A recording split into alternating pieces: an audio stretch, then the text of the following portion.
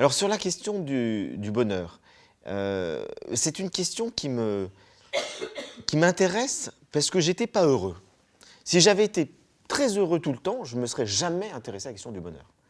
Je pense que si je m'y suis intéressé, c'est parce qu'au fond, j'avais un manque, je ressentais un manque. Et ce manque, je l'ai ressenti fortement à l'adolescence. Il y avait certainement des blessures affectives liées à la vie familiale. Il y avait un certain nombre de choses qui faisaient que je ressentais une insatisfaction. J'avais besoin de comprendre, de me comprendre, de comprendre des paradoxes que j'avais, de comprendre le monde, de comprendre la vie. Je me suis posé des questions sur la mort. Et j'ai été confronté à toutes ces interrogations, dont une de ces interrogations, vers 13-14 ans, c'est comment réussir ma vie. Et je me suis dit, qu'est-ce qui pourrait faire que je ne passe pas à côté de ma vie, que je puisse essayer de la construire sur quelque chose de solide et qu'au moment de ma mort, je ne regrette rien. J'ai eu ce sens-là de la vie.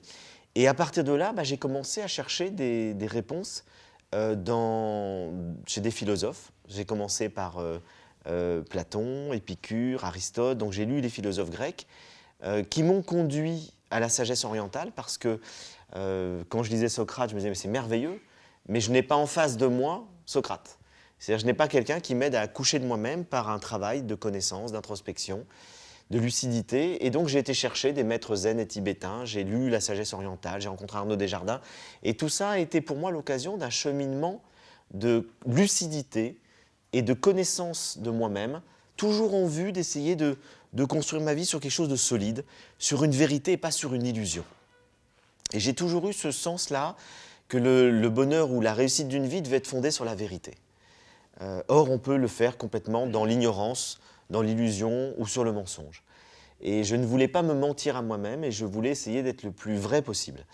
Et puis, il y a eu cette découverte de la Kabbale, d'abord, du soufisme, et puis des évangiles, qui a donné une connotation plus religieuse à cette quête, avec cet éblouissement pour les évangiles dont tu as parlé, et surtout la personne du Christ, qui fait que j'ai eu envie, à 20 ans, d'être un saint. Voilà, je me suis dit, tiens, c'est formidable, j'ai trouvé une ambition, je vais être un saint. Et puis, ça m'a épuisé.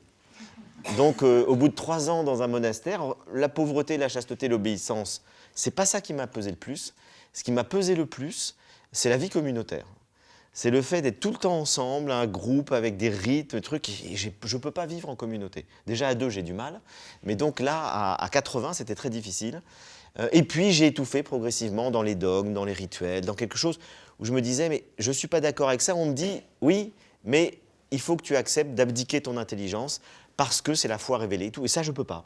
J'ai toujours besoin d'adhérer aussi avec mon intelligence à ce que je crois. Donc, il faut que je continue d'exercer mon intelligence. Donc, ça a été un problème. Et puis, je dois avouer aussi que c'est vrai que j'avais besoin, je me suis rendu compte que j'avais besoin d'une vie affective et sexuelle épanouie, ce qui n'était pas le cas au monastère, et que je n'aurais pas pu vivre longtemps dans cet état-là. Donc, j'ai renoncé à la sainteté. Et je me suis dit, non mais c'est vrai, complètement, hein, encore aujourd'hui, je me suis dit, prenons un chemin plus doux, plus tranquille, relisons nos bons philosophes, et donc je suis revenu à la sagesse. Et la sagesse, c'est plus tranquille. C'est-à-dire qu'il y a cette idée de faire un travail sur soi, mais un travail sur soi au rythme où ma raison progresse, au rythme où j'incorpore dans mon corps, dans mes émotions, dans mon affectivité, dans mes affects, ce que je comprends, avec de l'amitié, comme dit Montaigne, avec de l'amitié pour moi-même. Donc j'ai cessé d'être dur avec moi-même et je suis rentré en amitié avec moi-même, alors des fois un peu trop. Vous savez, les amis, on leur passe tout. Donc des fois, je me passe un peu trop de choses. Je me dis, ah là, il faudrait quand même que tu fasses un effort. Bon. Donc je ne suis pas toujours en adéquation totale avec les objectifs que je me fixe pour progresser. Mais enfin, en même temps, j'ai une boussole. Et comme dit Montaigne aussi, en reprenant une phrase de Sénèque qui l'a complétée, c'est une phrase que j'aime beaucoup, il n'y a point de vent favorable pour celui qui ne sait où il va. Et donc, c'est utile d'avoir une boussole. C'est utile d'avoir une direction dans sa vie. J'ai une direction. Je sais vers quoi je veux progresser, vers plus de bonheur, vers plus de joie, vers plus d'amour. Je sais que c'est ça. Tout en préservant une liberté fondamentale. Donc, il faut concilier tout ça. Et donc, j'ai des objectifs et puis après, je progresse au fur et à mesure des expériences, des rencontres, des découvertes. Donc voilà un peu la motivation de ma vie et pourquoi la question du bonheur a toujours été là d'une manière ou d'une autre. mais elle n'a pas toujours été là explicitement. C'est pour ça que c'est la première fois, après avoir fait beaucoup d'ouvrages, beaucoup en collaboration, beaucoup des ouvrages collectifs, des ouvrages d'entretien. Je n'ai pas écrit 40 ouvrages, j'en ai écrit une vingtaine, la moitié je les ai fait avec d'autres. Mais disons que cette question du bonheur, j'en avais jamais parlé en tant que telle. Et c'est pas facile d'en parler en tant que tel, parce que c'est une notion subtile, complexe et galvaudée. On nous parle toute la journée du bonheur. Je crois qu'un certain nombre d'entre vous connaissent bien le monde de la publicité. Et la publicité, évidemment, on joue beaucoup sur le registre du bonheur et on essaye de montrer des gens heureux. Et on nous promet le bonheur à travers la possession d'un objet, à travers une valorisation sociale grâce à un objet. Donc, je crois que cette utilisation aussi du bonheur dans les médias, dans la publicité, finit par brouiller un peu les pistes et qu'un certain nombre de gens commencent à rejeter aussi, ça devient aussi pervers, l'idée d'un bonheur qui tient uniquement aux objets ou à la performance, par exemple. Et on sent bien tous dans sa vie intime que ce qui nous rend heureux, ça touche à ces choses extérieures, mais ça touche aussi, et peut-être plus profondément, à autre chose, notamment la qualité de nos relations affectives. Ça touche à l'adéquation qu'il y a entre nous-mêmes, notre nature profonde, et nos actes, et la réalisation de notre vie. Est-ce que nous pouvons réaliser les aspirations les plus profondes que nous avons en nous? Ça touche à la santé, être bien dans son corps. Donc la question du bonheur touche à beaucoup de paramètres, dont la plupart, en fait, ne relèvent pas tant que ça de l'extériorité. La plupart relèvent d'une dimension plus intérieure et intime. Et la difficulté, c'est de rendre compte de ça, parce que c'est éminemment subjectif, et que les contenus du bonheur diffèrent pour tous les individus. Ce qui me rendra heureux ne rendra pas heureux mon voisin. Je suis appelé à faire de la philosophie ou à étudier et à écrire, et c'est ce qui me rend heureux. J'ai la chance de faire l'activité qui me rend heureux. Il y a des gens que ça assommerait totalement. Et ce qui les rendra heureux, c'est un travail manuel, c'est un travail artistique. Donc, on a tous à découvrir ce qui nous permet de nous épanouir le plus profondément. Et là, je trouve qu'un des philosophes qui a le mieux parlé de ça, c'est Spinoza. C'est pour ça que tu as aimé sans doute ce chapitre consacré à Spinoza, parce que Spinoza est un des auteurs les plus éclairants, je pense, sur la question du bonheur, et les plus durs à lire. Et donc, j'ai essayé d'en faire une lecture simplifiée, évidemment, en dégrossissant, en simplifiant, mais en étant toujours, je crois, le plus fidèle possible à l'auteur, de ce qu'il explique dans son livre majeur, qui est l'Éthique. Et il nous dit, je crois, une vérité très profonde, qui est que tout être, tout organisme vivant, fait un effort pour persévérer et grandir dans son être. Ce qu'on appelle le conatus, qui est du mot latin « faire l'effort de persévérer ». Les biologistes contemporains nous disent exactement la même chose. D'ailleurs, il y a un biologiste, Damasio, qui a écrit un livre, Spinoza avait raison, à savoir que tout organisme, de la cellule jusqu'à l'être le plus complexe, ont une sorte de logiciel qui les programme naturellement pour progresser dans leur être et accomplir le potentiel de leur nature. Et Spinoza nous dit, au fond, toutes les émotions se réduisent à deux émotions fondamentales, la tristesse et la joie. La joie est là lorsque nous progressons dans notre être, lorsque nous accomplissons notre nature, lorsque nous nous réalisons par rapport à ce programme interne qui nous pousse à nous réaliser. Et chaque fois qu'on franchit une étape, dans la connaissance, dans le bien-être du corps, à tous les niveaux, ça se joue au niveau affectif, intellectuel, physique, à tous les niveaux. Chaque fois que nous franchissons une étape qui est juste pour nous, il y a de la joie qui surgit. Et puis chaque fois que nous sommes contrariés par rapport à ce programme intérieur de réalisation, nous sommes dans la tristesse. Et une tristesse qui est une sorte de lourdeur, qui peut être une forme de dépression, parce que nous ne nous réalisons pas, parce qu'il y a un obstacle, ou parce que quelqu'un ou quelque chose nous empoisonne, ne correspond pas à notre nature profonde.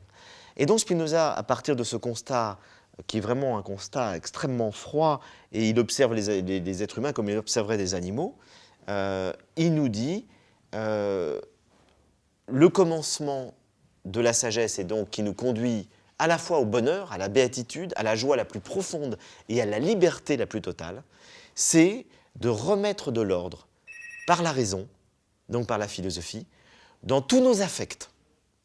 Parce que pour être heureux, il faut avoir des pensées justes. sur soi-même, sur qui on est, donc il faut être lucide. Mais on n'a pas des pensées justes, parce que nos pensées sont polluées par nos émotions, sont polluées par nos affects, par nos désirs et nos émotions déréglées. Déréglées par tout ce qui s'est passé dans notre vie depuis la petite enfance. Spinoza a inventé l'inconscient. Freud n'a rien inventé. Et Spinoza nous montre qu'on est conditionné par toutes nos émotions et nos affects et qu'il faut donc essayer de remettre de l'ordre à l'intérieur de nos affects pour avoir des idées justes qui nous permettront de faire les choix les plus judicieux concernant notre réalisation personnelle, notre réalisation affective, notre réalisation professionnelle, etc. Et il a aussi cette lucidité extraordinaire de nous dire la raison et la volonté ne suffisent pas. Puisqu'on a beau avoir conscience que telle chose n'est pas juste pour nous, que nous sommes dans un désir qui n'est pas bon, que nous sommes dans une addiction qui nous rend pas heureux, que nous sommes dans une relation amoureuse qui est perturbante, ça suffit pas, la prise de conscience ne suffit pas pour changer. La volonté est insuffisante. Ce n'est pas parce qu'on est conscient qu'on va changer, et ça ne sert à rien de dire « tu dois, il faut ». Et donc Spinoza nous dit, qu'est-ce qui va être le moteur du changement? C'est le désir, puisque le désir est l'essence de l'homme. Et donc Spinoza est un philosophe extraordinairement moderne, puisque contrairement aux anciens, notamment les bouddhistes ou les stoïciens, qui ont plutôt tendance à maîtriser, à museler le plus possible le désir, il va nous dire au contraire, il faut s'appuyer sur le désir pour progresser, mais un désir qui va être de plus en plus réglé par la raison.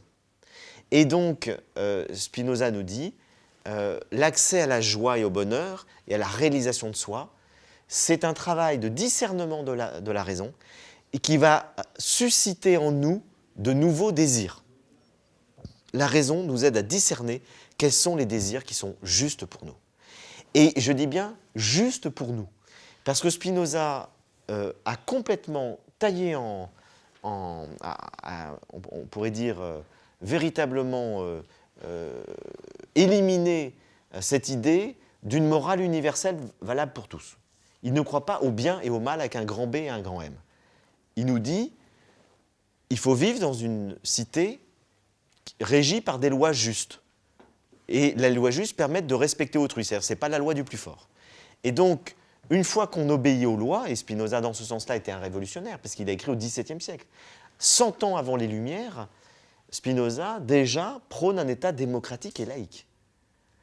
Et il va plus loin, il dit une fois qu'on a un État démocratique et laïque, il faut que chaque individu découvre ce qui est bon et mauvais pour lui. Une fois qu'il respecte les autres, c'est lui qui est le centre. Et donc il faut découvrir, la morale c'est une éthique de ce qui est bon et de ce qui est mauvais pour moi. Et c'est pour ça qu'il utilise même la métaphore de la nourriture en disant il n'y a pas de nourriture universellement bonne ou mauvaise pour les gens. Chacun doit trouver l'alimentation qui lui convient. Il n'y a pas de régime qui soit bon pour tout le monde. Certains ont besoin de manger de la viande, d'autres peuvent s'en passer. Donc il ne faut pas avoir une conception universelle de l'alimentation.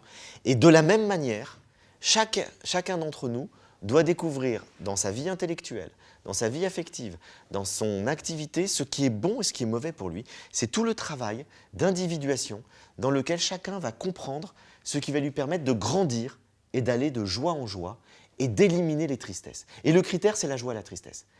Tel type de relation me met dans la joie ou dans la tristesse. C'est le discernement de quelque chose qui me fait grandir ou qui me diminue. On peut vivre depuis 30 ans avec quelqu'un, si on est dans la tristesse, c'est qu'il y a un problème. Bon, j'espère que je ne vais pas créer des problèmes de couple après ce... Mais si on est dans la joie, c'est que c'est bon pour nous. Et donc, le critère, c'est véritablement qu'est-ce qui me permet de grandir, de m'accomplir. Et pour lui, l'amour, c'est simplement la relation aux autres qui m'aide à grandir. L'amour est là pour me faire grandir, pour m'aider à m'accomplir, et j'aide l'autre à s'accomplir. La vraie relation d'amour, qu'elle soit amoureuse ou amicale, c'est aider l'autre à être plus pleinement lui-même. Donc il ne croit pas du tout à la passion. Pour lui, la passion est destructrice. Il y a quelque chose qui est déréglé, qui est de l'ordre d'un désir qui nous a servi, qui nous rend esclaves. Donc on voit bien que c'est un philosophe qui a une exigence très forte d'un état de libération intérieure.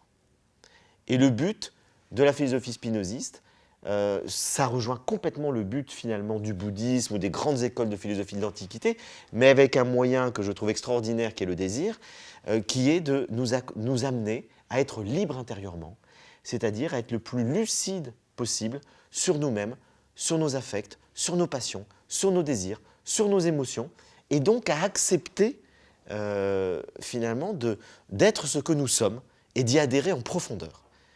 Et en cela, Spinoza rejoint dans la finalité toutes les grandes sagesses du monde, qu'elles soient d'Orient ou d'Occident. Et ce qui m'a intéressé dans ce livre, c'est de mêler les deux, parce qu'on a écrit des livres d'histoire du bonheur en philosophie occidentale, on a écrit des livres sur le bouddhisme. Moi, ce qui m'intéresse par mon propre parcours, c'est de mêler tout ça.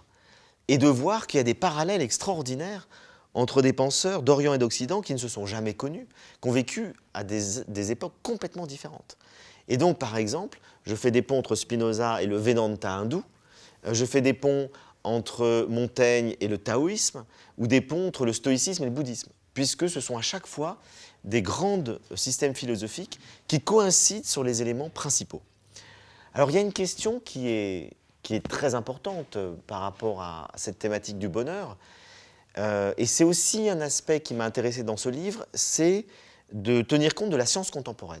Puisque je me dis, Spinoza ou Aristote n'avaient pas la chance d'avoir celle qui est la nôtre, d'avoir des connaissances scientifiques sur l'être humain, notamment sur le cerveau humain et sur les émotions. Et donc j'ai essayé d'intégrer dans cette construction, dans cette réflexion philosophique, ce que nous disent les sciences qui étudient les émotions, les sciences qui étudient le cerveau, et également les enquêtes sociologiques. Et une des choses qui est intéressante, c'est que ces enquêtes sociologiques nous disent au fond, le bonheur, il est lié pour environ 50% à notre patrimoine génétique. C'est-à-dire à notre sensibilité, à notre tempérament, à ce que nous sommes. On va dire à notre nature.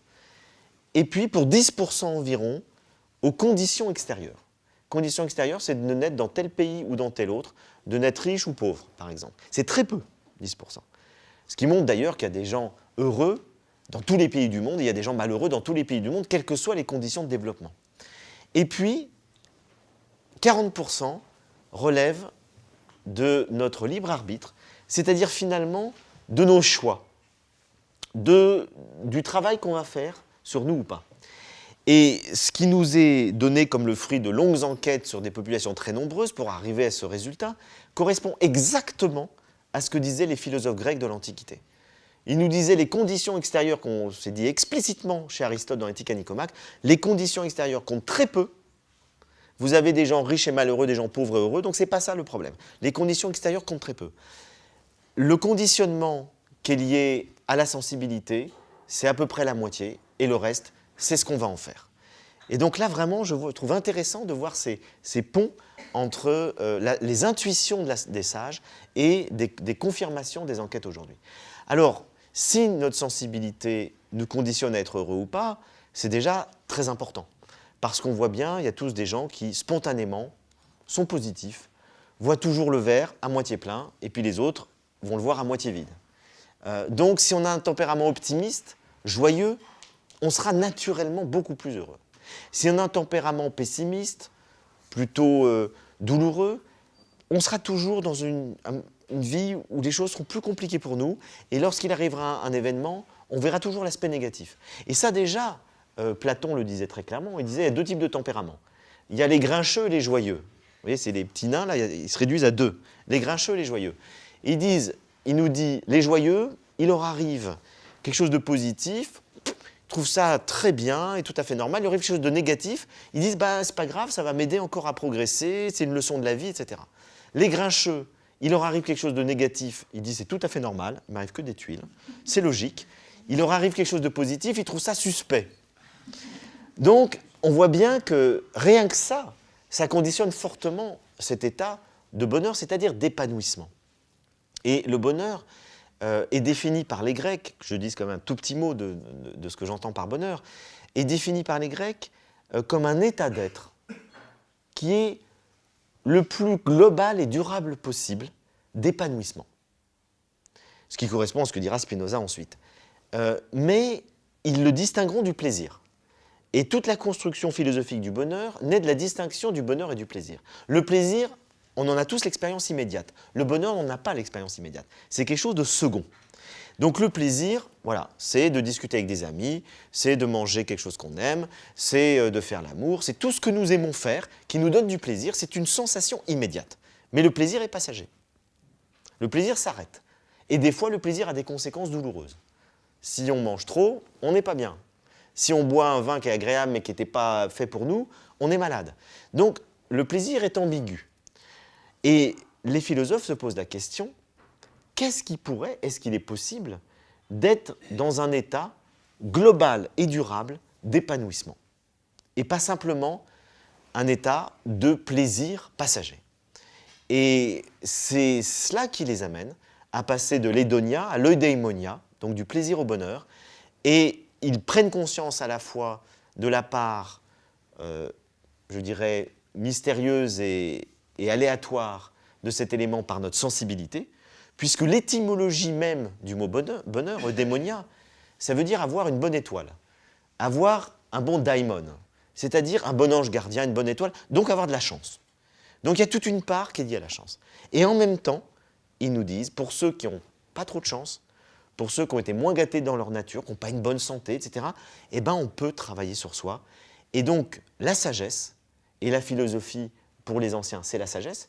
L'étymologie du mot philosophie, c'est l'amour de la sagesse. La sagesse consiste à apprendre à être heureux.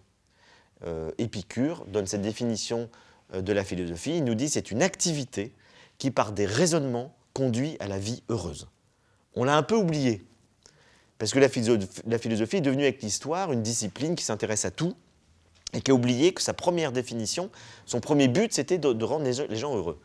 Et aujourd'hui, quand on étudie la philosophie, on voit qu'à l'université, la philosophie vise à former des spécialistes. Pour les écoles de sagesse de l'Antiquité, que ce soit les aristotéliciens, les épicuriens, les stoïciens, les néoplatoniciens, la philosophie vise à former des hommes capables de vivre pleinement, des hommes capables d'être heureux. Et donc le bonheur s'apparente à une sorte d'harmonie, à une sorte d'équilibre de notre vie entre tous les plans, sensibles, affectifs, intellectuels, spirituels. C'est un équilibre global qu'on peut vouloir ou ne pas vouloir. Les Grecs soulignent fortement que le bonheur, c'est aussi une décision. Est-ce que je veux être dans cet épanouissement global ou pas? Et il y a des gens qui ont l'honnêteté de dire non. Pascal Bruckner, dans son livre L'euphorie perpétuelle, où il dénonce l'injonction moderne du bonheur, nous dit « Je n'ai pas envie d'être heureux. Je préfère la passion au bonheur. Je préfère vivre des moments d'exaltation extraordinaire, quitte à avoir une gueule de bois fantastique et être très malheureux après. » C'est un choix. Et on peut faire un autre choix qui est celui du bonheur comme un équilibre profond, global et durable, qui fait que, quoi qu'il arrive, quand on atteint cet équilibre et qui s'approfondit, c'est jamais définitif, mais qui s'approfondit de plus en plus, on n'est plus atteint par les événements extérieurs. On peut avoir des problèmes, on peut avoir des échecs, on peut avoir des ruptures, on peut avoir des tuiles. Quelque part, on ne perd pas la joie intérieure, parce que cette joie, elle est là. On a découvert de plus en plus ce qui nous mettait dans la joie, et la joie est de plus en plus forte, de plus en plus présente. Et donc, elle est là, elle demeure et elle grandit. Et on voit tous qu'il y a des personnes qui sont habitées par cette joie, et plus ça va, finalement, il peut leur arriver n'importe quoi. J'ai vu des gens qui ont vécu ça de manière extrême. J'ai rencontré un Tibétain, un moine tibétain, qui avait passé 20 ans torturé par les Chinois. Il était d'une joie incroyable, et je lui ai dit « Mais est-ce que vous avez perdu votre joie quand vous étiez en prison ?» Il m'a dit « Jamais. » Ils lui ont enlevé son corps, ils ont fait souffrir son corps, mais ils n'ont pas enlevé la joie de l'esprit. Parce que la joie vient de l'esprit, elle vient de l'intérieur, elle vient d'un regard qu'on porte sur la vie, elle vient d'un épanouissement du plus profond de notre être, qui fait qu'il peut y avoir des difficultés, des souffrances, des obstacles qui viennent de l'extérieur, qui n'empêchent pas l'expression de cette joie profonde. Il y a un autre exemple que je cite dans mon livre, c'est celui d'Itti Ilsum, cette jeune femme néerlandaise qui est morte à Auschwitz à 27 ans. Et quelques mois avant d'être déportée, elle est dans le camp de Ravensbrück, où elle a écrit des lettres, un camp de transit, elle écrit des lettres bouleversantes, dans lesquelles elle raconte l'enfer des camps. Elle dit « Tout le monde s'effondre autour de moi, tellement on est humilié, maltraité, on a faim, on a froid, etc. » Elle dit « Curieusement, nos bourreaux n'ont pas réussi à m'enlever deux choses, ma liberté intérieure et ma joie profonde. J'aime la vie comme je l'aimais auparavant, et rien n'a changé. » Voilà quelqu'un qui témoigne de la sagesse, tel que les Grecs en rêvaient. C'est vraiment ça, la sagesse. Donc on peut aspirer à cet état, comme les bouddhistes, comme les stoïciens, de réalisation de l'être, dans lequel c'est un état, alors je dirais le bonheur, si j'avais à le définir, je dirais c'est la conscience, parce que le bonheur demande d'être conscient de cet état-là, c'est la conscience d'un état de satisfaction globale et durable dans une vie qui a du sens, fondée sur la vérité. Voilà, ça c'est un peu... Mais ça résume tout. Ça résume tout.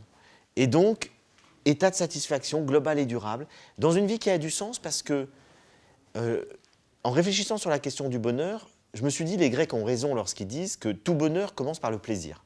Il n'y a pas, donc la satisfaction, il n'y a pas de bonheur sans plaisir. Mais le plaisir ne suffit pas. On l'a vu, le plaisir ne suffit pas. Qu'est-ce qu'il faut rajouter? Les Grecs vont nous dire la raison, qui va permettre de réfléchir à ce qu'il faut prendre comme décision dans sa vie en fonction de notre nature. Ce qu'on va retrouver chez Spinoza. Et une autre manière moderne de le dire, ce serait le sens. Lorsqu'on donne un sens à sa vie, on oriente sa vie d'une certaine manière. D'une manière qui est profondément conforme à nos aspirations. On s'engage. Et donc, ça peut être, d'ailleurs, le sens peut être provisoire. On peut donner tel sens à sa vie pendant 10 ans et changer. On peut avoir plusieurs sens. On peut décider de fonder une famille, on donne du sens à sa vie affective. On peut décider de créer une entreprise et de se consacrer profondément à ça, on donne du sens. Donc donner du sens à sa vie, ce n'est pas chercher un sens ultime métaphysique. C'est s'engager dans quelque chose qui va, d'une certaine manière, hiérarchiser nos priorités. On ne peut pas tout faire. Et donc, il faut hiérarchiser nos priorités. Qu'est-ce qui est le plus important pour nous? Voilà ce que c'est que donner du sens à sa vie. Et je pense que pour être heureux, il faut le plaisir et le sens. Le plaisir, c'est ce qui nous donne cette satisfaction de tous les jours, du quotidien. Mais cette satisfaction du quotidien, de tous ces petits plaisirs de la vie, petits et grands plaisirs de la vie, ne fonctionneront dans un état global d'harmonie que parce que nous avons du sens. Que parce que nous saurons donner des valeurs, donner des priorités, et c'est ce qui maintiendra l'équilibre et l'harmonie. En cela, je pense qu'il n'y a pas à opposer le plaisir et le sens, comme l'ont fait par exemple les psychanalystes contemporains. Freud nous dit « l'homme est mu par le principe de plaisir », et donc il fait tout pour la recherche du plaisir. Il n'y a que ça qui peut le rendre heureux, et d'ailleurs le bonheur n'existe pas, puisqu'il ne sera jamais durablement heureux. Vu que le désir l'emmènera toujours vers une insatisfaction, d'une certaine manière, le principe de plaisir ne peut pas conduire au bonheur. Les Grecs sont totalement d'accord avec lui, sauf qu'ils vont plus loin. Et Viktor Frankl, qui a connu les camps de concentration, va répondre à Freud en fondant une psychologie des profondeurs, fondée non pas sur le plaisir, mais sur le sens. Et Frankl va dire à Freud, non, ce qui meut l'homme et ce qui lui permet d'être heureux, ce n'est pas le plaisir, c'est le sens qu'il donne à sa vie. Et je crois tout simplement que les deux ont parfaitement raison. Ce qui nous met dans un état de bonheur, c'est le plaisir et le sens. Et c'est le lien entre les deux. Donc n'opposons pas l'un à l'autre. Donc voilà ce qui me semble être une des compréhensions profondes de ce qu'on peut appeler le bonheur. C'est l'alliance du plaisir et du sens dans une vie fondée sur la vérité. Et c'est là que la philosophie nous aide à être lucide, à discerner. Parce qu'on peut fonder sa vie sur une illusion. On peut fonder sa vie sur le mensonge ou rechercher des expériences illusoires. Moi, je connais mon petit-neveu qui a 17 ans, il me dit « Écoute, c'est très intéressant tout ça, moi, je n'ai pas besoin de philosophie, je me shoote. Et avec ce que je prends, je connais des paradis et des bonheurs merveilleux. » Je lui dis « Oui, mais comment ça se passe après ?» Voilà, c'est plus compliqué.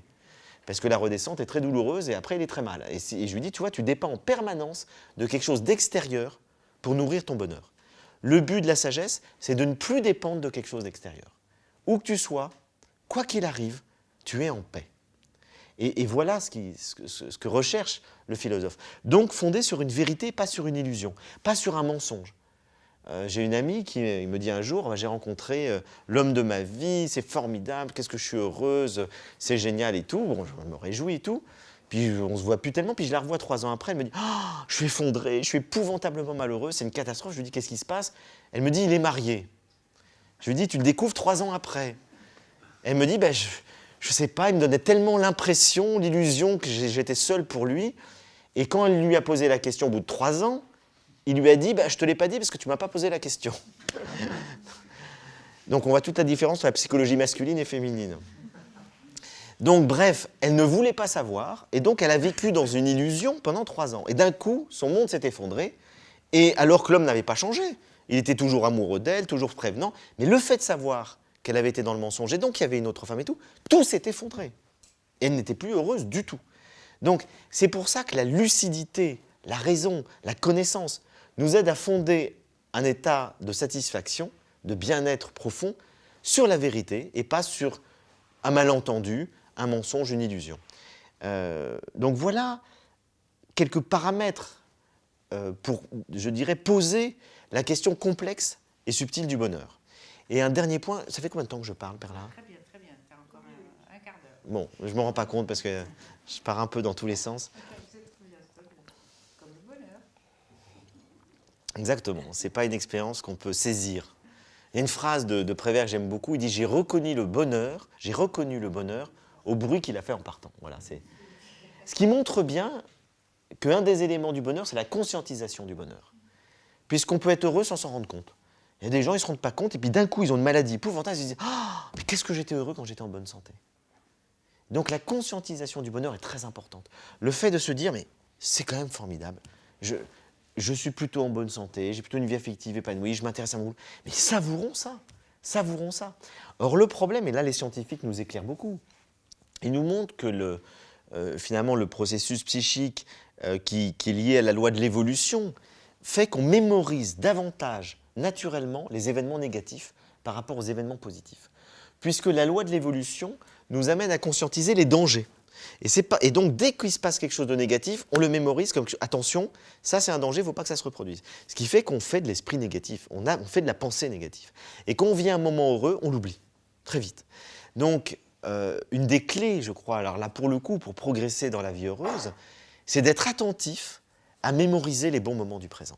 Chaque fois qu'on vit une expérience joyeuse, une expérience de plaisir, la plus petite, son verre de café le matin avec un petit rayon de soleil, qu'on a la chance de vivre en Provence, là quand on regarde le champ de lavande, mémoriser ça, se dire merci, quel bonheur de vivre cet instant-là. Et plus on mémorise les petits plaisirs du quotidien, plus on est globalement heureux. Parce qu'on imprègne ça en nous et on peut s'en souvenir. Puisqu'une des conditions du bonheur, et c'est un paradoxe, il y a plein de paradoxes dans le bonheur, c'est que pour être heureux, il faut à la fois être dans l'instant présent, donc il faut conscientiser en pleine conscience chaque petit plaisir de la vie, il faut être dans l'instant présent, ce que nous disent toutes les sagesses du monde et ce que nous rappelle la psychologie positive, et ce que nous confirme la science. Puisque la science du cerveau montre que quand nous sommes attentifs à ce que nous faisons, c'est-à-dire présents à l'expérience, je bois, je parle, j'écris, je fais la cuisine, je ne pense pas à autre chose en même temps. Lorsque nous sommes présents à l'expérience, à la sensation, ça active dans notre cerveau des neurotransmetteurs qui vont sécréter des substances chimiques très positives, comme la dopamine ou la sérotonine, qui vont accentuer notre état de bien-être. Et du coup, ça crée encore plus de plaisir. Donc finalement, il y a un cercle vertueux. Je suis attentif au plaisir et cela me donne encore plus de plaisir. Donc l'attention augmente le plaisir. Donc ça est très important. Mais une fois qu'on a dit ça, je crois qu'il faut aussi comprendre que la remémorisation des souvenirs heureux nous rend aussi heureux. C'est très vrai lorsqu'on est en situation difficile, en situation de maladie ou en situation les personnes âgées, par exemple. Je vois autour de moi comment les personnes âgées qui savent se remémorer des choses qu'elles ne peuvent plus faire avec leur corps, etc., c'est des grands moments de bonheur. Et d'ailleurs, Épicure nous dit déjà, vivez l'instant présent, soyez totalement attentifs à l'instant présent, sauf sous la torture. Et il nous dit, sous la torture, souvenez-vous des moments heureux. Plein de sagesse. Donc, je crois qu'effectivement, le bonheur se nourrit à la fois des expériences et de l'attention à l'instant présent, et en même temps, de savoir revenir par moments à tout ce qui ont fait ces moments de joie, de plaisir, de bonheur dans notre vie, qui nous relient à notre passé. Et comme le dit Proust, le souvenir, c'est réactiver la sensation. On se souvient, la sensation revient à nous. La mémoire de la sensation réactive la sensation. Et donc, on retrouve le plaisir de la sensation. Ce qui fait qu'on a cette capacité par la mémoire de pouvoir non seulement être heureux dans le présent, mais aussi de par ce qui a été nos instants passés. Et ça n'a rien à voir avec la rumination du passé. La rumination du passé, c'est négatif. C'est le remords, le regret. J'aurais dû faire ça, j'aurais pas dû prendre telle décision, etc. Donc ça sert à rien. Et ça nous rend malheureux. Donc, voilà, une des clés de la vie heureuse, je crois que c'est ces deux dimensions de vivre dans l'instant et de savoir conscientiser les bons moments et s'en souvenir. Et puis, je dirais, il existe, oui, je termine, je vois Jean-Louis qui fait un petit signe. Non pas une question, mais une suggestion avant que tu termines. Ah oui. C'est que... Ben, c'est ce que j'allais dire. Donc, j'allais terminer entre Chuang Tzu et Montaigne. Oui, oui, Voilà, qui me semble... c'est bon passage. J'étais impatient. Voilà, exactement. Mais tu vois, j'ai senti ton désir. Et donc, pour terminer tout ça, ce bref et beaucoup trop rapide exposé, mais qui peut être évidemment poursuivi par des échanges, je voulais vous donner une autre manière de parler de la question du bonheur, qui passe moins par la théorie, moins par un long travail, comme nous le disent les bouddhistes, les stoïciens, les grecs, un long travail ou Spinoza d'introspection, de connaissance de soi, qui est de maîtrise de ses passions, de maîtrise de ses désirs. C'est une voie plus rapide et pas si facile que ça en même temps, qui passe par une forme de lâcher-prise. Et cette voie-là est très très bien explorée par deux penseurs qui ne se sont pas connus puisqu'ils ont vécu à 2000 ans d'écart, dans deux cultures complètement différentes. Et en même temps, ils nous disent exactement la même chose. C'est Chuang Tzu et Montaigne. Et en fait, on va commencer par Chuang Tzu. Chuang Tzu, c'est un des fondateurs du courant taoïste avec Lao Tzu. Le courant taoïste réagit contre le confucianisme. Le confucianisme est le fond de courant philosophique de la pensée chinoise. Et comme toute la pensée chinoise, les Chinois observent la nature. Ils fondent leur sagesse sur l'observation de la nature. Et globalement, les Confucéens, dans la nature, ils sont pleins d'admiration pour le ciel. Ce qui les éblouit, c'est l'ordre céleste. Et ils pensent que ce qui va nous rendre heureux, c'est d'essayer de recréer sur Terre la perfection de l'ordre céleste. Donc de créer une société parfaite, ordonnée, dans laquelle il y a au centre un empereur relié au ciel, et que tout est parfaitement ordonné autour de lui par des lois parfaites, des individus vertueux, etc. Et donc, il y a une recherche d'un ordre. Et c'est cette recherche d'un ordre qui est présentée dans le confucianisme comme ce qui va créer l'harmonie la plus profonde, qui permettra aux individus et au groupe, à la collectivité, de vivre de manière heureuse. Et les taoïstes nous disent, ça ne marche pas. Ça ne marche pas pour une bonne et simple raison, qu'on ne vit pas au ciel mais sur terre. Et que sur terre, ce n'est pas l'ordre qui domine, ce n'est pas la perfection des étoiles, c'est le chaos, c'est l'imperfection, c'est l'imprévisibilité. On peut prévoir que le soleil va se coucher à telle minute, à telle seconde précise, dans 200 000 ans. On ne peut pas savoir le temps qu'il fera demain, sur Terre. Donc on ne peut rien prévoir sur Terre. Et c'est ça qui est très angoissant. Et les taoïstes nous disent, pour être heureux, il faut arrêter de vouloir contrôler. Il ne faut plus s'angoisser pour ce qu'on ne peut pas maîtriser. Et donc finalement, ne cherchons pas à être dans le contrôle, la prévisibilité, l'ordre, c'est impossible. Donc lâchons prise.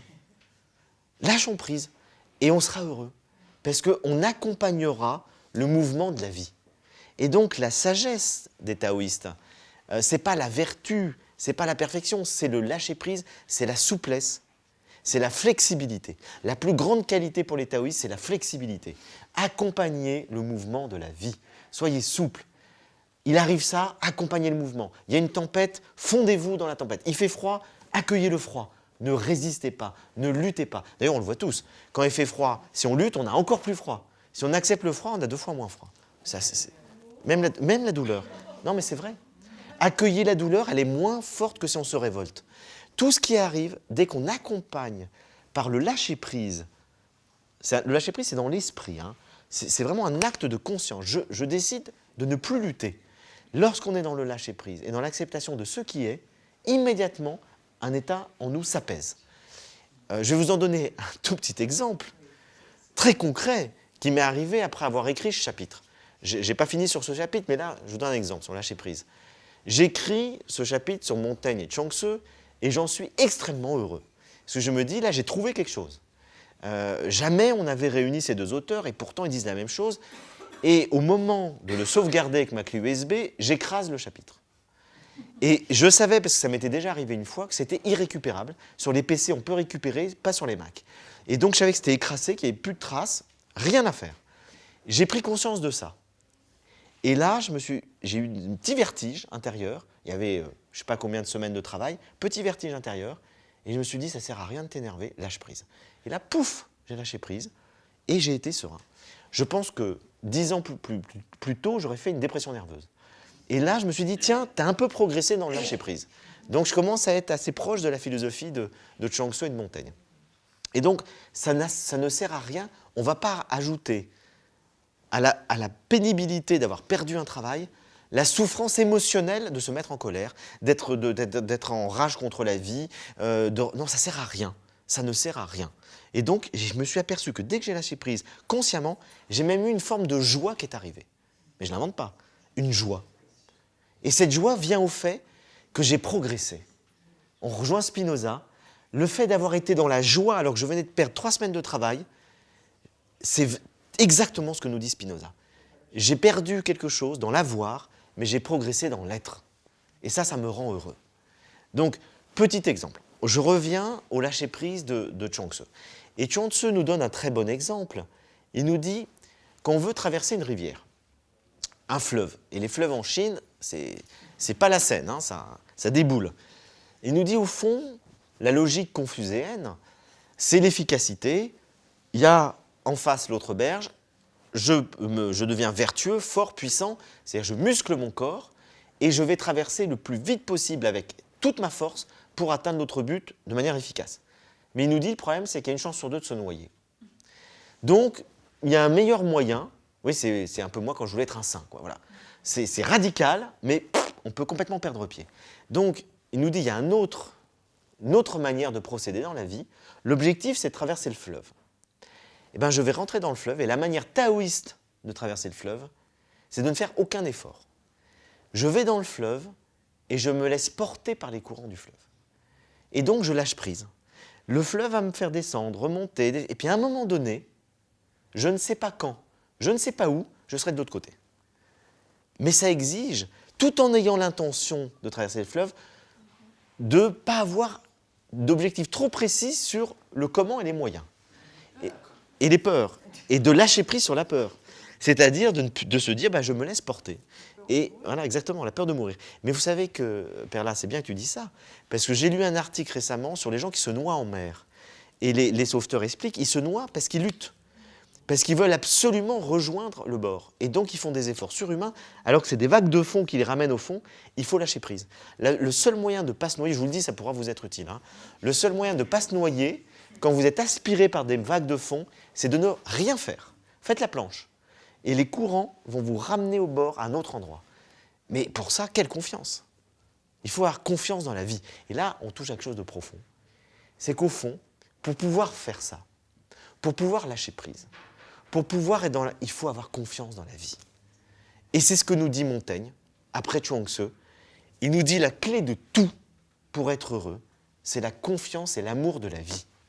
Si on sent que la vie est bonne, si on l'expérimente, si on aime la vie et qu'on la goûte avec cette saveur, des fois la saveur elle est salée, des fois la saveur elle est sucrée, des fois il y a une petite amertume, des fois c'est extraordinaire, et bien à ce moment-là, rien ne peut enlever cet état global de satisfaction. Je prends tout comme ça m'est donné.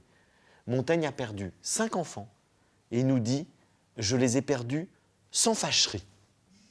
Je ne me suis pas révolté contre la vie. Je n'y pouvais rien. C'est comme ça. Et donc, c'est une acceptation profonde de la vie.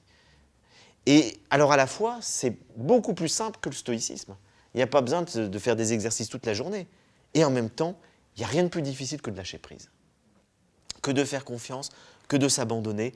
Et donc, d'apprendre à aimer, à savourer la vie. Et voilà ce que nous disent les maîtres taoïstes et Montaigne. C'est que l'essentiel, ils nous disent qu'il n'y a aucune doctrine philosophique qui est globalement vraie. Elles sont toutes plus ou moins le produit de ce que nous sommes. Et donc Montaigne nous explique que les stoïciens ont produit une philosophie qui leur ressemble.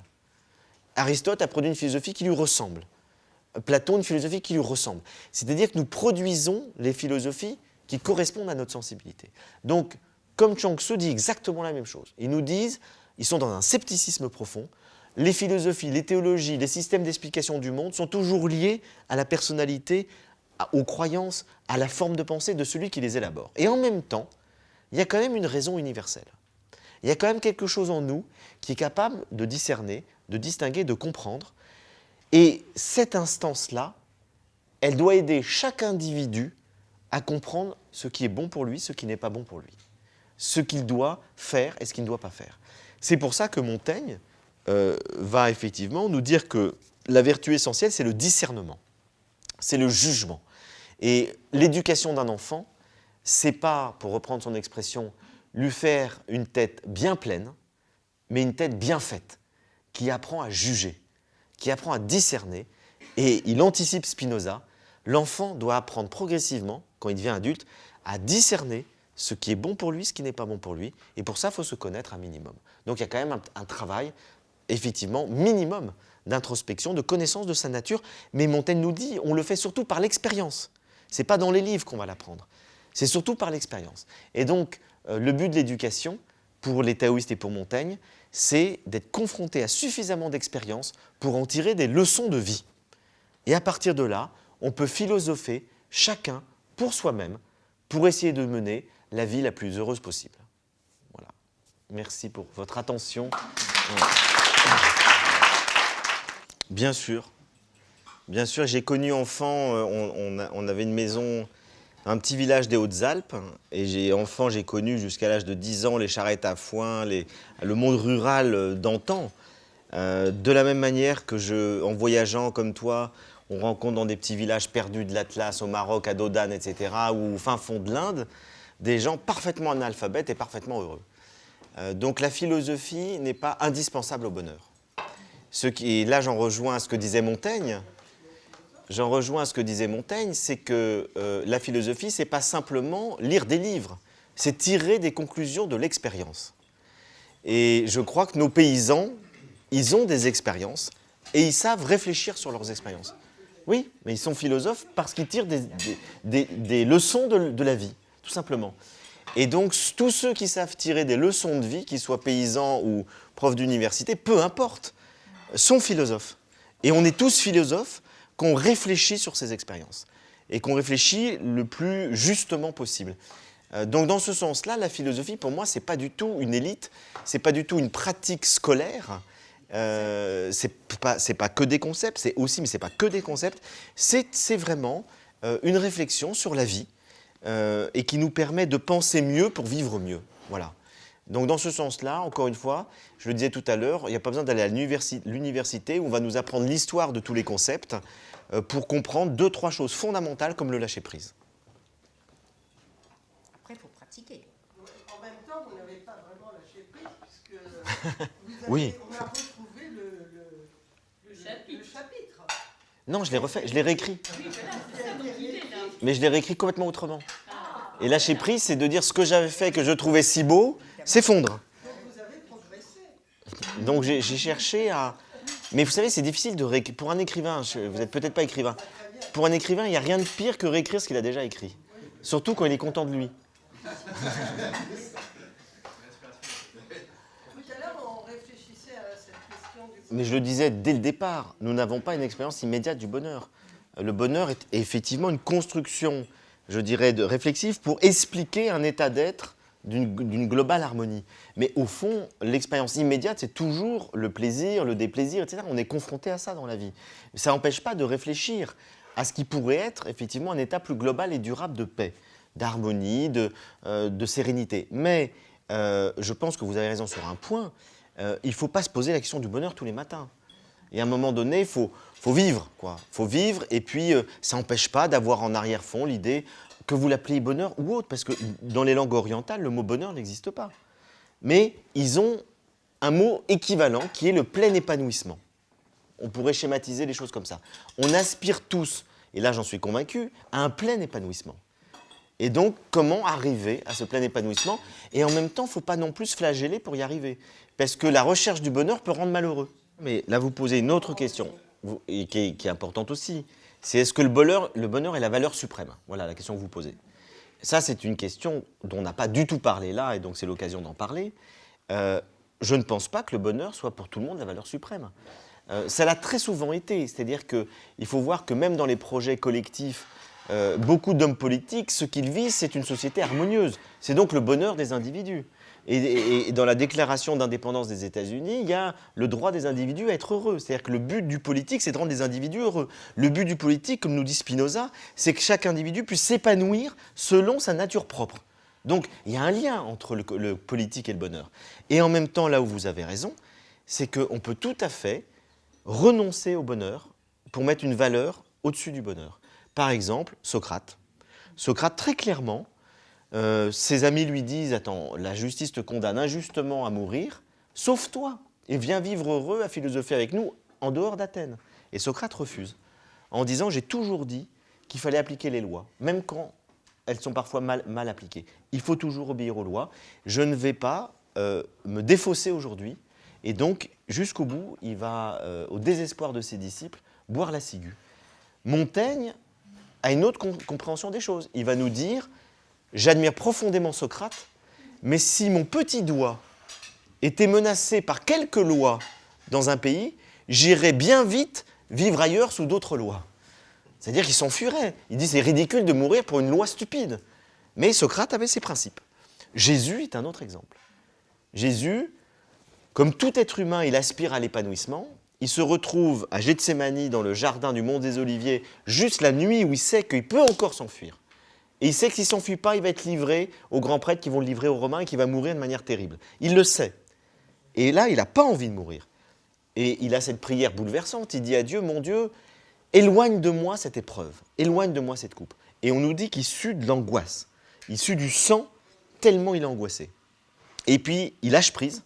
Et il dit non pas ma volonté, mais la tienne. Donc il accepte d'aller jusqu'au bout, finalement, de son message, de sa vérité, de son combat. Et il sait très bien que s'il était parti en courant, on n'aurait plus jamais entendu parler de lui. Pourquoi on parle encore de Jésus 2000 ans après? C'est parce qu'il est mort en croix. Et que ça a marqué profondément ses disciples. Donc finalement, on peut renoncer au bonheur pour la justice, pour la liberté, pour l'amour. Nelson Mandela. Il a passé 25 ans en prison parce qu'il a mis la justice au-dessus de son bonheur personnel. Et donc, effectivement, le bonheur n'est pas forcément la valeur qui peut, à tout moment de notre vie, être la valeur suprême. On peut décider d'essayer d'être heureux sans même se poser la question, d'essayer de s'épanouir. Et puis, parce qu'on est résistant pendant la guerre, on va donner sa vie pour les autres ou pour son pays. Et là, on renonce au bonheur. Ça converge, et Mathieu, que je connais très bien aussi, on en a parlé longuement. En fait, il lui-même a écrit un livre avant d'écrire son livre sur l'altruisme qui s'appelle « Plaidoyer pour le bonheur ». Donc il ne peut pas se contredire autant que ça. C'est qu'il pense, comme moi, que l'un accompagne l'autre. Et de deux manières. D'une part, parce que l'altruisme nous rend heureux. Et donc, c'est un des fondamentaux du bonheur. Le fait d'aider les autres, le fait de donner, le fait d'être en communion avec les autres, nous rend plus heureux que l'égoïsme froid et de dire « je me désintéresse du sort des autres ». Et donc, les études scientifiques menées sur les gens altruistes montrent qu'ils sont globalement beaucoup plus heureux que les autres. Donc ça, c'est le premier point. Le deuxième point, c'est que le bonheur est contagieux. Et qu'un individu heureux, il rend heureux les autres autour de lui. Et qu'un individu malheureux, il a tendance à plomber les autres autour de lui. Et donc, une fois, j'ai rencontré, vous le connaissez, je pense, en tout cas certainement Jean-Louis Eperla, André Azoulay, conseiller du roi du Maroc. C'est un homme très grave, c'est un homme moral. Il est juif, il se bat au Maroc depuis 50 ans pour essayer de trouver une solution au conflit israélo-palestinien. Il a de quoi être malheureux. Et il me dit, on a fait une conférence ensemble avec d'autres personnes, il y avait le roi du Bhoutan sur le fameux bonheur intérieur brut. Bon, on parle du bonheur. Et il me dit, cher Frédéric Léonard, c'est très bien tout ce que vous dites, mais moi je ne peux pas être heureux dans un monde malheureux.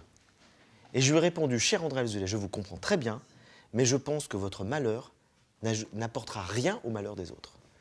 Et par contre, un homme heureux peut davantage aider des hommes malheureux. La joie est communicative. Et c'est pour ça, l'énergie qu'on a quand on est heureux est communicative.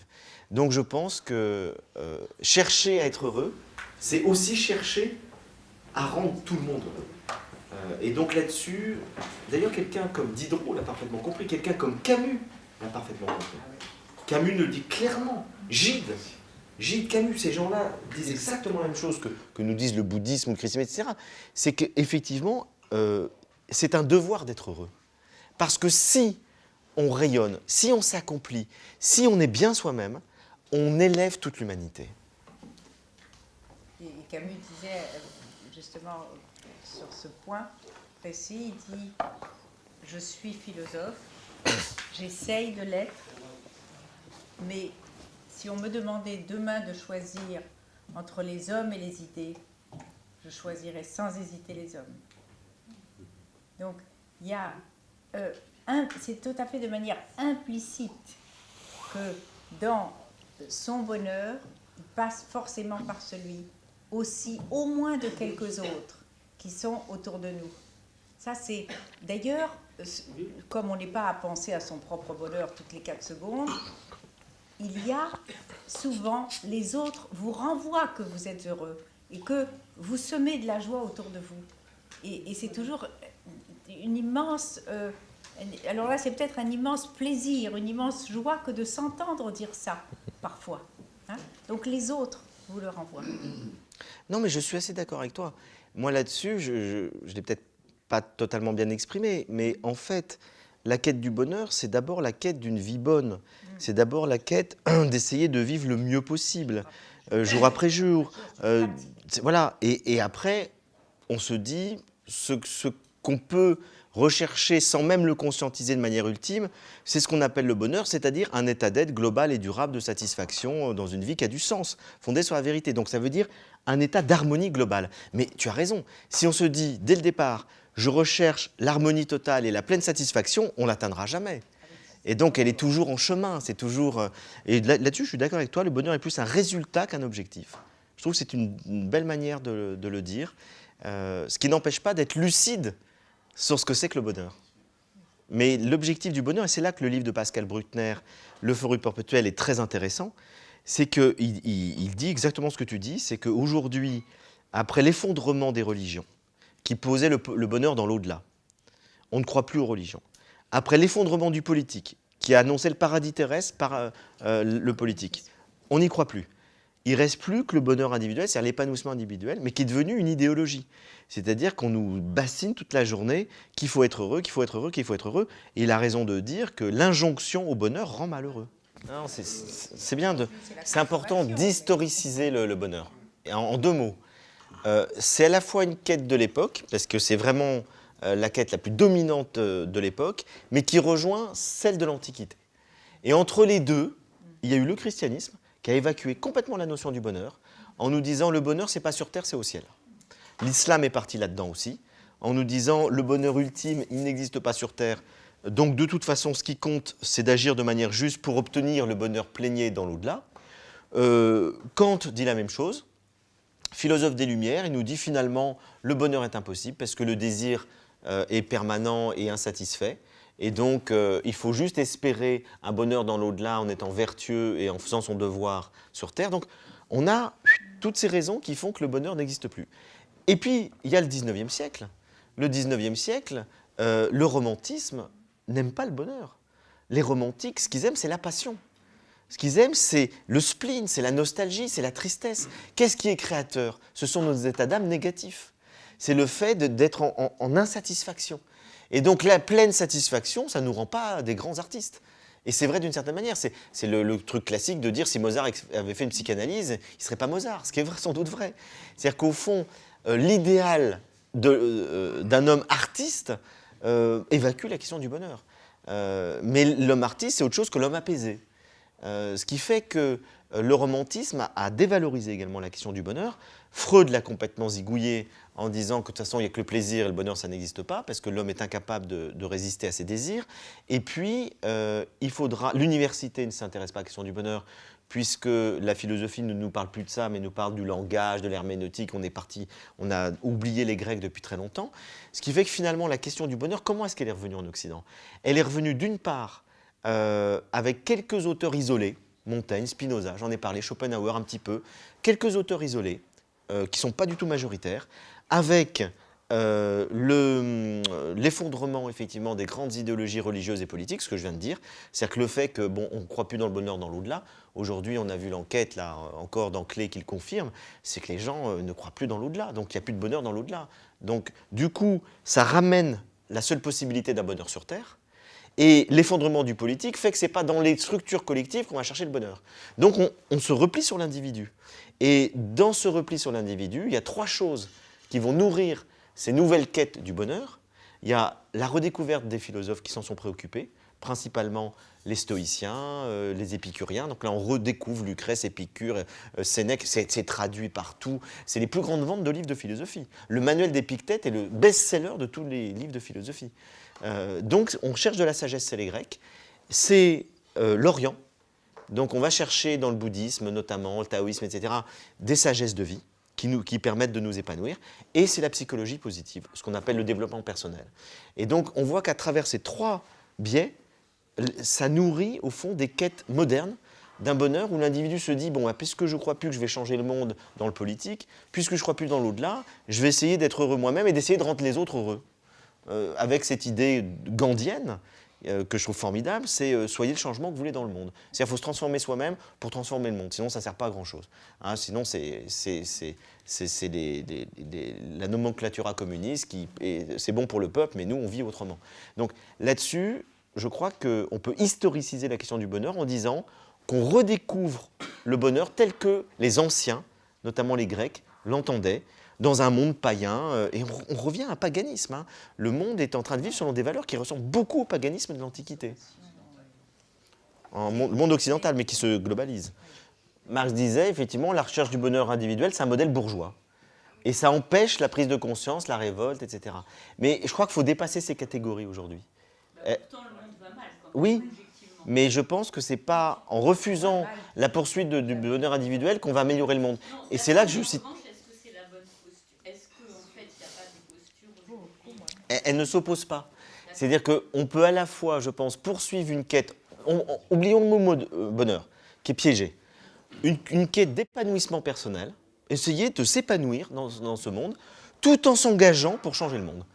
Et je crois que là, il n'y a aucune opposition entre les deux. Au contraire, je pense qu'encore une fois, plus on est bien soi-même, plus on est efficace dans ce qu'on fait. Et vous avez des gens qui vous disent « moi je cherche le bonheur », ce n'est pas du tout la même chose que ce que je recherche. Parce que ce qu'ils recherchent, ce n'est pas le bonheur, c'est la sécurité. Le bonheur passe, tel que je l'entends, tel que je le définis, ça passe par vraiment la rencontre avec les autres et l'engagement dans le monde. 70% ils se disent heureux, mais ils pensent que ça va de plus en plus mal. Voilà. C'est-à-dire qu'ils sont pessimistes pour le groupe et optimistes pour eux. C'est quand même assez incroyable hein, comme décalage. Ouais. Mais cela dit, vous avez quand même raison, malgré tout, l'indice de satisfaction, même s'il est beaucoup plus élevé qu'on ne croit, par rapport au climat ambiant, il est quand même plus faible en France que dans beaucoup d'autres pays. Et là, je crois que l'explication, vous avez tout à fait raison, c'est marrant parce que c'est une émission qui s'est faite ce matin, j'ai enregistré les grandes questions de Franz-Olivier Gisbert. L'émission sera diffusée demain soir sur la 5, après la grande librairie. Le thème, c'était comment rebondir. Bon, il y avait Boris Cyrulnik. Comment rebondir. Donc, j'étais avec Boris Cyrulnik, 2-3 philosophes et penseurs, et je disais à peu près la même chose que vous. C'est-à-dire que, au fond, on a, en France, je pense, deux handicaps pour nous rendre plus optimistes ou plus heureux. D'une part, le cartésianisme, et ça revient avec cette idée d'un esprit critique, très lucide et très critique, qui fait qu'on utilise beaucoup notre cerveau analytique, logique, etc., et pas assez l'imaginaire, l'intuition. Et je pense que c'est un des éléments, cet esprit critique, c'est un des éléments qui empêche d'être vraiment heureux. Et la deuxième chose, c'est beaucoup plus compliqué à comprendre et ça fait réagir, ça fait bondir Henri Guénaud qui était à côté de moi. Je pense que c'est lié au catholicisme.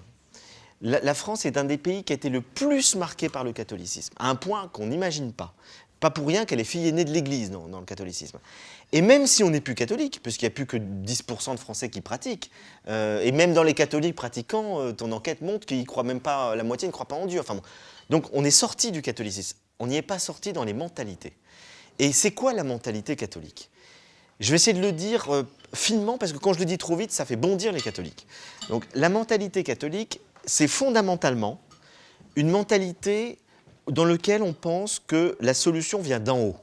La solution vient de l'Église qui va représenter Dieu pour distribuer les sacrements du salut. Donc le salut vient de l'institution, vient de l'Église.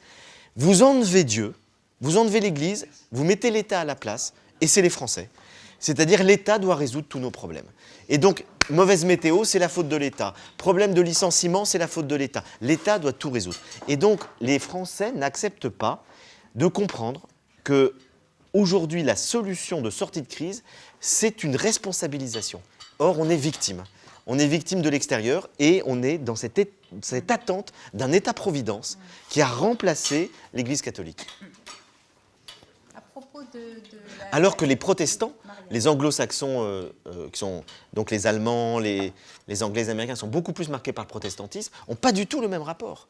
Le protestantisme, c'est justement la sortie du catholicisme sur ce point-là. L'Église ne dispense pas le salut, ça vient de vous. C'est à vous de vous prendre en main. Donc dans les pays anglo-saxons, les gens se disent, il y a un problème, la réponse, c'est à moi de la trouver. Ce n'est pas à l'État de me la fournir. Le geste, exactement. Et Chuang Tzu utilise une image, c'est l'image du boucher. Il montre un boucher qui découpe un bœuf à toute vitesse et il nous dit l'expérience qu'il a, le geste, il le fait inconsciemment, mécaniquement, et il est juste à chaque fois. Il découpe parfaitement le corps dans toutes les parties, etc. Et il nous dit on doit tous apprendre à vivre comme ça. C'est-à-dire à acquérir une expérience de la vie qui fait qu'on aura toujours le geste juste, la pensée juste par rapport à un événement qui survient. On doit apprendre à vivre. Voilà ce que nous dit Montaigne. Alors, pas de la même manière. Voilà. Quand je disais les contenus du bonheur sont subjectifs, c'est pas moi qui le dis, c'est Flaubert qui le dit de manière très humoristique. Il dit lorsque Caligula égorge des gens et lorsque Saint Vincent de Paul sauve des gens, ils font tous les deux quelque chose qui est conforme à leur nature. C'est-à-dire qu'ils vont, l'un est cruel et il exerce sa cruauté, ce qui le met dans la joie. L'autre est bon, il exerce sa bonté, ce qui est bon. Ça, c'est un point de vue, mais limité. D'un point de vue limité, c'est juste. C'est juste que, sauf que Spinoza va nous dire, si Caligula est cruel, c'est qu'il est dévié à la base. C'est-à-dire sa cruauté vient du fait qu'il a subi alors une maltraitance, quelque chose qui a dévié son affectivité et qu'il ne pourra avoir de la joie ou du plaisir, ce ne sera pas de la joie pour Spinoza, du plaisir, qu'en exerçant une cruauté sur les autres. Et donc, pour la psychanalyse ou pour les philosophes, au fond, le véritable bonheur passe par une remise à plat de nos affects qui fait qu'on comprendra qu'un vrai épanouissement ne passe pas par l'asservissement d'autrui. Ce qui fait que, fondamentalement, Caligula ne sera jamais vraiment heureux. Il aura une jouissance, un plaisir renouvelé par ses actes de cruauté. Dès l'instant qu'il ne peut plus faire ça, il est très malheureux. Or, la recherche du bonheur, c'est d'être dans un état, encore une fois, global et durable d'épanouissement. Ça rejoint ce que je disais tout à l'heure avec Montaigne, que le but de l'éducation, c'est pas de faire une tête bien pleine, c'est-à-dire c'est pas d'apprendre plein de choses, c'est une tête bien faite. C'est-à-dire d'apprendre à juger à partir de son expérience et d'avoir un discernement. Et c'est vrai que pour ça, il faut connaître son corps, je vois les Allemands qui font beaucoup plus de sport, de musique, etc. Il y a finalement une éducation qui passe aussi par le corps et la créativité. Ce qu'on ne fait pas du tout, nous on accumule les connaissances au maximum. Non, mais là, je crois, on en revient toujours à cette notion très individuelle du bonheur, au sens où chacun doit trouver les moyens qui lui permettent de s'épanouir. Et pour certains, ce sera une thérapie psychologique parce que la problématique est ainsi faite qu'il n'y a que comme ça qu'il arrivera à apaiser ses affects, à les remettre dans l'ordre, à guérir d'une blessure qui fait qu'il reproduit en permanence un modèle qui le rend malheureux. Pour d'autres, la réflexion philosophique suffira. Il n'a pas besoin de retravailler sur ses affects. C'est juste les idées qu'il doit remettre en place. Et puis pour un troisième, ça peut être par une expérience de foi. Par exemple, on vient de le dire plein de fois, c'est le cas de le dire, la foi est indispensable. C'est-à-dire la confiance. D'ailleurs, en sanskrit, c'est le même mot. Foi et confiance, c'est le même mot. Pour les bouddhistes, qu'on parle de foi, c'est la confiance. Donc la foi, confiance est nécessaire pour s'épanouir et pour vivre pleinement. Et donc, cette foi, confiance, certains la trouvent sans Dieu, sans transcendance, et d'autres ont besoin de ça. Et donc je dirais qu'il y a des personnes, à un moment donné de leur vie, peut-être que c'est cette foi dans une transcendance, dans un Dieu personnel, etc., qui peut les aider profondément à progresser. Donc je n'aurais aucun mépris pour rien. Je pense que tout dépend des individus. Et il y a des individus, quand je les observe, je me dis, c'est leur foi religieuse qui les rend heureux. C'est vraiment ça qui les porte. Il ne faudrait pas leur enlever ça. Alors je suis plutôt philosophe. Et puis il y a d'autres individus, je me dis, c'est leur foi qui les rend malheureux. Et c'est parce qu'ils sont dans des croyances qui sont mortifères pour eux, et donc il vaudrait mieux qu'ils soient philosophes. Vous voyez, donc je crois qu'il n'y a pas de recette universelle. Moi, dans ma propre vie, j'ai cheminé avec une foi religieuse, avec une foi beaucoup moins religieuse, plus spirituelle mais moins religieuse, Et j'ai fait plusieurs thérapies. Donc j'ai à la fois touché à la psychanalyse, à la gestalt thérapie, au rebirth, à des thérapies type EMDR, donc j'ai tout testé. Parce que j'avais beaucoup de problèmes, j'en ai encore. Mais je me soigne et je vais de mieux en mieux. Voilà. Vous savez, le bonheur, encore une fois, chaque fois que maintenant je dis le mot bonheur, je me dis, oh là là, on n'a pas envie de l'employer ce mot.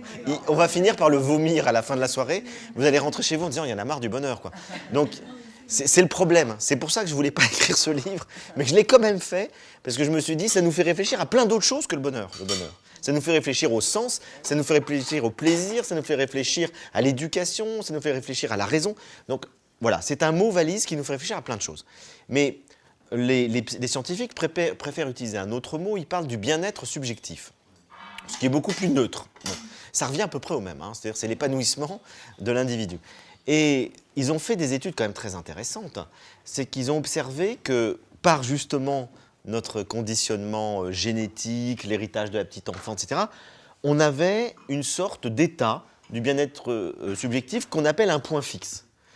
C'est-à-dire qu'au fond, on a une capacité à être heureux qui est de temps. Alors disons 5 sur 10. L'échelle, elle va de 0 à 10. Disons que je suis à 5 sur 10. Et ils ont fait des études sur des individus qui vivent des moments bouleversants de joie dans leur vie, par exemple les gagnants du loto. Alors ils ont pris plein de gagnants du loto, ils les ont étudiés, ils leur ont posé des questions, et ils sont arrivés à la conclusion que ces gens-là, leur bonheur était passé, donc un état global de satisfaction, était passé de 5 à 10 sur 10 pendant en moyenne 6 mois. Et après, ça revient à 5 sur 10.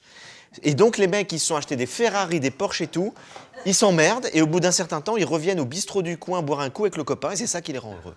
Donc ils reviennent à ce qui est leur taux fixe de bonheur. Ils seront tout aussi insatisfaits qu'avant. Bon.